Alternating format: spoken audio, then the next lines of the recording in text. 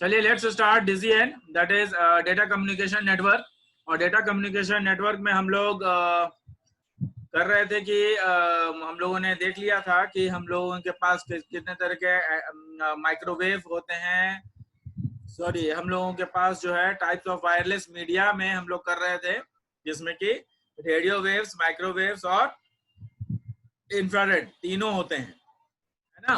और हम लोग ये देख रहे थे कि जो हमारा रेडियो वेव्स है वो किस तरीके से काम करता है, माइक्रोवेव्स क्या काम करता है, और रेडियो वेव्स का कहां से कहां तक होता है। रेडियो वेव्स का जो है 3 गीगाहर्ट्ज टू 1 गीगाहर्ट्ज तक आपका रेंज होता है, जबकि 1 गीगाहर्ट्ज से लेकर के 300 गीगाहर्ट्ज तक आपका क्या होता है, आपका जो है ये माइक्रोवेव होता है। माइक्रोवेव का जो आपका रेंज होता है वो होता है। तो माइक्रोवेव ट्रांसमिशन सिस्टम भी हम लोग कर लिए थे, काफी कुछ हम लोगों ने किया था लास्ट क्लास में। और फिर टेरेस्ट्रियल किया था। टेरेस्ट्रियल में जो है एक्चुअली माइक्रोवेव सिस्टम जो है दो तरह का सिस्टम जो है, 2 टाइप्स का माइक्रोवेव सिस्टम होता है। एक होता है टेरेस्ट्रियल और सैटेलाइट। तो टेरेस्ट्रियल हमने कर लिया था, है ना। और अब जो है हम लोग सैटेलाइट करने वाले हैं। तो ये जो सैटेलाइट कम्युनिकेशन है, बेसिकली ये जो सैटेलाइट कम्युनिकेशन है वो टेरेस्ट्रियल से थोड़ा सा अलग है।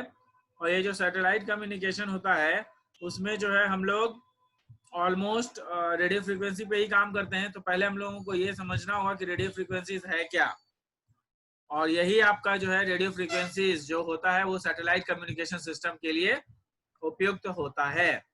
तो यहाँ पे हम लोगों ने मैंने शेयर कर दिया है screen, and I hope you are able to visualize the shared screen. ठीक है। Now we'll start about the radio frequency, जो कि सैटेलाइट कम्युनिकेशन सिस्टम होता है। ये देखिए, रेडियो फ्रीक्वेंसी लिंक, जिसको कि सैटेलाइट कम्युनिकेशन सिस्टम भी कहते हैं। तो radio frequency link is actually a type of point to point wireless communication. मैंने आपको बताया है कि पॉइंट टू पॉइंट क्या होता है। पॉइंट टू पॉइंट वो होता है जिसमें कि हम लोग डायरेक्ट एक कंप्यूटर से दूसरे कंप्यूटर या फिर एक सिस्टम से दूसरे सिस्टम को डेटा ट्रांसफर करते हैं। और ये रेडियो फ्रीक्वेंसी जो है सैटेलाइट कम्युनिकेशन के जरिए होता है। Radio frequency link is actually a type of point to point wireless communication. ये point to point wireless communication, point to multi point नहीं है। कहने का मतलब ये है कि जो सैटेलाइट कम्युनिकेशन होता है वो किसी एक पर्टिकुलर सिस्टम को ही दिया जा सकता है। The radio frequency used to the radio frequency used a radio frequency link. क्या होता है, रेडियो फ्रीक्वेंसी क्या यूज करता है, रेडियो फ्रीक्वेंसी लिंक को यूज करता है। Are in microwave range. तो ये कौन से रेंज में रेडियो फ्रीक्वेंसी काम कर रहा है, माइक्रोवेव रेंज में। तो जो माइक्रोवेव रेंज होता है उसी में हम लोग इसका काम लेते हैं। तो माइक्रोवेव रेंज के लिए ये काफी उपयुक्त होता है। अब यहाँ पे देखिए, therefore radio frequency links are also called microwave link।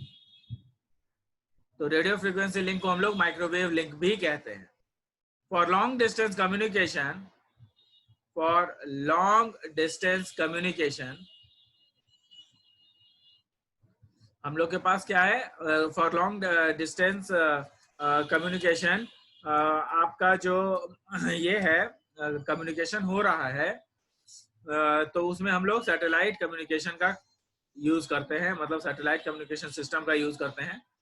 Therefore, radio frequency links are also called as microwave link for long distance communication.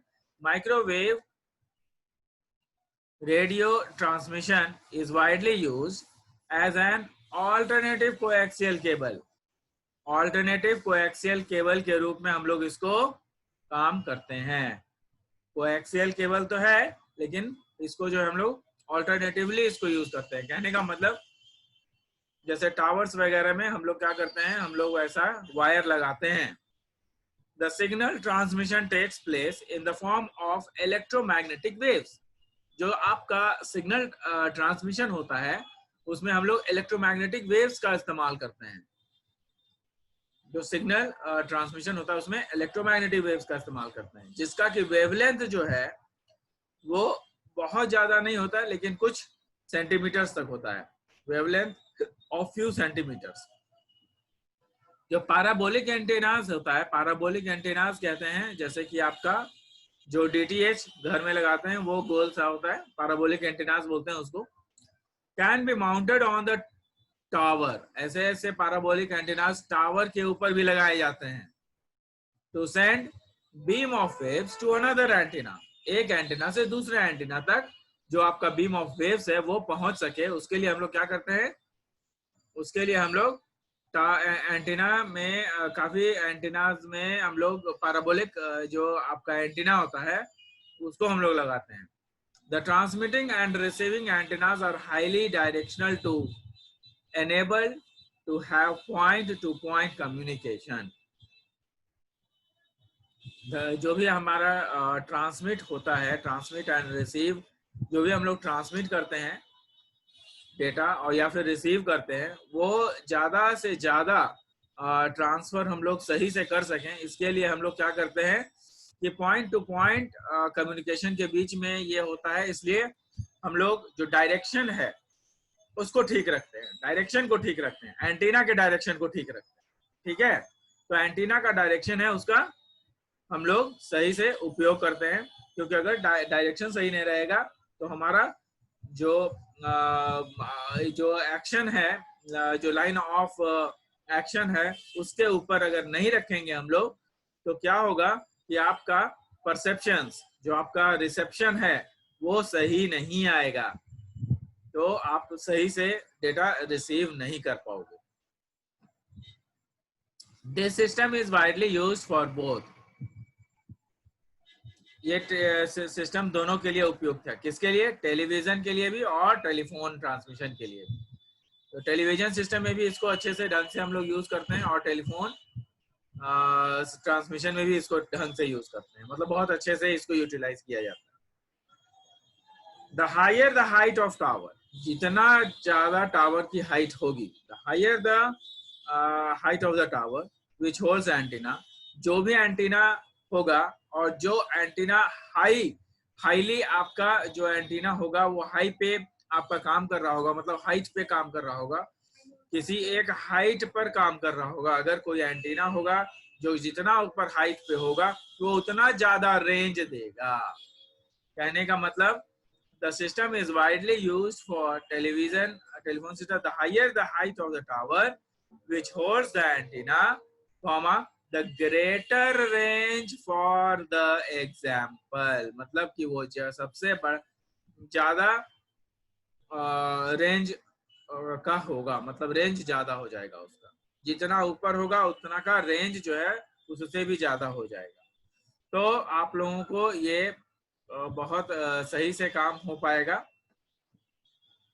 और आपका मतलब समझने की कोशिश कीजिएगा कि जितना ऊपर एंटीना होगा वो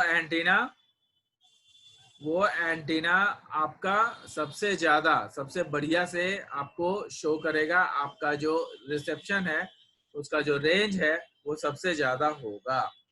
तो ये सारी चीजें हैं, तो इसको जो है हम लोग देखेंगे कि किस तरीके से आगे जो है हमारे ये उपयुक्त होता है। यहाँ पे देखिए द एग्जाम्पल विद 100, यहाँ पे देखिए, यहाँ पे लिखा हुआ है, ये देखिए हमने बनाया भी है, ये डिफरेंट टावर्स हैं और उसके ऊपर ये एंटीना लगाया गया है। तो एंटीना जितना ऊपर लगाएंगे उतना ज्यादा अच्छा रिसेप्शन होगा। यहाँ पे देखिए मैंने लिखा भी है, the greater is the range, the example with 100 meter high tower is a distance of 100 kilometer can be easily connected। कहने का मतलब कि अगर 100 मीटर का टावर हमने लगाया है तो वो कम से कम 100 किलोमीटर रेंज को देखेगा। या ये देखिए, ये अर्थ सरफेस है, माइक्रोवेव लिंक है सैटेलाइट का, और ये हम लोग जो है यहाँ पे रिसीवर और एंटीना हम लोग लगा रखे हैं। यहाँ देखिए इसके एडवांटेजेस क्या क्या है। एडवांटेजेस ऑफ माइक्रोवेव लिंक यहाँ पे मैंने दिया हुआ है। Installation of lower and associated equipment is cheaper, ये थोड़ा सा चीप होता है, हमारे लिए आसान होता है। Lying down the cable of 100 kilometre length, अगर 100 किलोमीटर के रेंज में इसको काम करवाना है तो बहुत ज़्यादा कॉस्टली नहीं है ये। It has less maintenance as compare to the cable one, जो केबल वाला होता है उससे लेस मेंटेनेंस इसका होता है। Repeaters are used to reduce noise, बहुत सारे रिपीटर्स वगैरह भी लगाए जाते हैं जिसमें कि हम लोग नॉइज को रिड्यूस कर सकते हैं। There are no adverse effects such as cable breakage, यहाँ पे जो कि वायरलेस है तो केबल ब्रेकेज का कहीं कोई मतलब ही नहीं है, केबल ब्रेकेज का कोई फंडा ही नहीं है यहाँ पे। Due to the use of highly directional antennas, these links do not make any interference. चूंकि ये एंटीना जो है बहुत डायरेक्शनल एंटीना होते हैं इसलिए इसमें इंटरफेरेंस भी नहीं होता है। मतलब एक सिग्नल का दूसरे सिग्नल के ऊपर जो ओवरलैपिंग होता है वो भी नहीं होता है इसमें। तो it is a very nice thing कि हम लोगों के पास जो माइक्रोवेव लिंक है that has a lot of benefits. Size of transmitter and receiver reduces due to the use of high frequency. अगर ज्यादा फ्रीक्वेंसी बढ़ा देंगे तो जो ट्रांसमीटर है और रिसीवर, जो ट्रांसमीटर और रिसीवर होता है वो क्या करता है, रिड्यूस कर देता है आपके साइज को। कौन किसके साइज को, जो आपका एंटीना है उसके साइज को रिड्यूस कर देता है, बशर्ते कि आपका इंटेंसिटी हाई हो, है ना। Due to the use of directional antenna this link do not make any interference. ठीक है। यूज ऑफ इंफ्रारेड, अब हम लोग इंफ्रारेड की तरफ चलेंगे, है ना। तो इंफ्रारेड में देखिएगा, the electromagnetic wave have frequency from 300 gigahertz to 400 gigahertz. 300 gigahertz से 400 गीगाहर्ट्ज तक जो ये आपका वेव है, wave 300 gigahertz to 400 gigahertz wavelength पे ये काम करता है। और ये देखिए यहाँ पे ये भी लिखा हुआ है कि आपका 1 mm से 77 mm जो आपका वेव है वो हो सकता है। वेव का जो चौड़ाई है, जो वेव का जो आपका थिकनेस है वो 1 mm to 77 mm हो सकता है and are known as infrared wave. तो 300 से 400 गीगाहर्ट्ज पे काम करता है इंफ्रारेड, और ये जो है 1 mm to 77 mm का जो है थिकनेस रखता है। Infrared uses line of sight propagation, yes line of sight propagation पे ही सारे चीजें काम करती हैं। तो infrared lights are communication medium whose properties are different from those of radio frequency। यहाँ पे ये देखने वाली बात है कि जो इंफ्रारेड का जो लाइट होता है वो थोड़ा सा अलग होता है रेडियो फ्रीक्वेंसी से। तो इसको हम लोग ध्यान में रखेंगे कि जो रेडियो फ्रीक्वेंसीज होती है उससे थोड़ा डिफरेंट होता है। Very important property of infrared, बहुत जो इंपॉर्टेंट प्रॉपर्टी है इंफ्रारेड का वो क्या है, वो है infrared light is that it can not penetrate the wall, wall को आर पार नहीं कर सकता है। Due to this property infrared light can be used with much reduced interface at possibly reuse the same frequency band in different room। हम लोग जो है रिमोट हम लोग देखते हैं, टीवी का रिमोट है, बीच में अगर कोई आ जाता है या बीच में हम लोग अगर हाथ रख लें तो वो काम करता है, नहीं करता है। तो इसका मतलब ये है कि जो हमारा इंफ्रारेड लाइट है that is working in the this thing interference possibility, और उसमें क्या होता है कि फ्रीक्वेंसी बैंड जो है उसका 850 टू 900 मिलीमीटर पे होता है।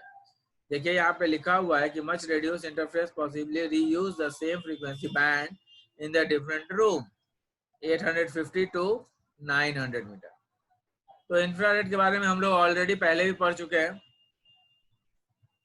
तो this is here what it is now. अभी जो इसके एडवांटेजेस हैं वो देख लीजिए।